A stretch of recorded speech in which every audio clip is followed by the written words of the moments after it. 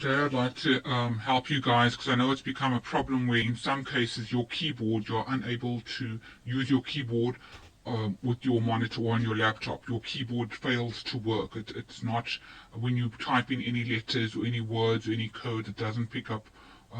So it's like it's not accessing at all.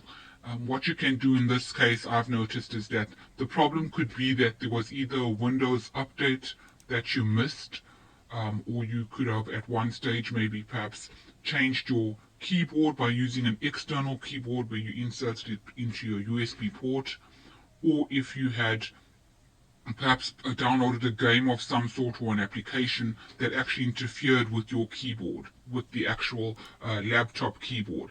And in that case, it might give you a problem that you'll need to get fixed.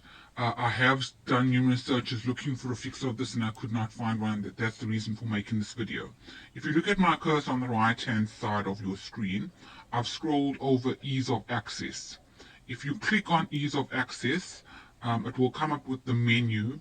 Make on your this computer menu, easier to use. if you go down, you will notice there's an option which says on-screen keyboard. Your text If you on click screen on aloud. on-screen keyboard, it will then bring up your keyboard on the monitor itself, so you are then able to use that specific keyboard if your keyboard is not picking up on your screen. In this case, what you can then do is type in your password or your PIN, whichever the case may be, and it will then let you access the device. I'm going to show you how to then sort out the problem that you're having with the actual keyboard not picking up. So you will then log in using your information or either your PIN or your password, whatever it is, and it will take you to your main screen once you've inserted it. When you've come to your desktop and you're able to see all your icons and your information, you will then go onto your left hand side of the screen. If you have a look in the corner, you'd see the Windows flag. You'd then click on it. You'd actually do a left click on that, and when you left click on that, it will come up with the menu, and you will scroll down and look for Device Manager. When you find Device Manager, you will then double click or click on it, and we need to access the Device Manager in order to fix this problem.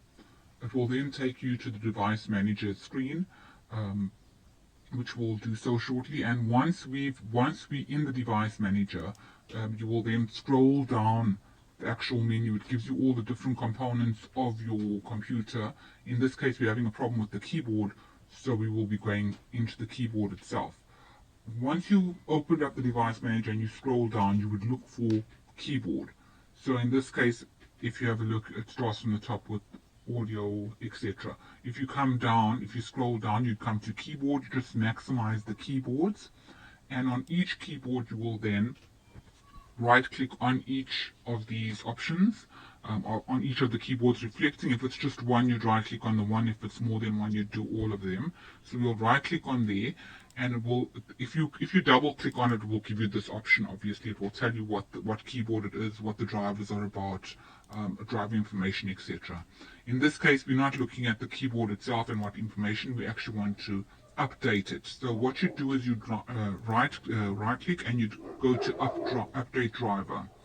On there it will give you these two options. The one would say, how do you want to search for drivers? You can either do it automatically or you can do it via your browser, meaning the internet. In this case, we're going to choose both options. So first you'll click on your search for automatic drivers. Once that's done, then you'll go to the second option, which is browse, and then it will say, if it picks up any drivers, it will let you know, and then you can do this next option as well, for browse my computer for drivers that are online via the internet.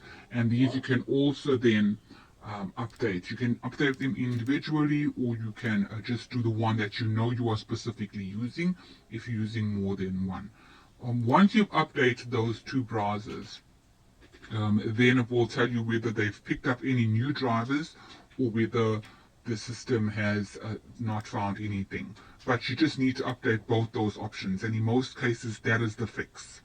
Once you've done so, it's going to prompt you to restart the computer, and once you've done that, when you restart on the starting option, you should be able to put in your PIN or your password to access your computer again. I hope this was helpful, guys.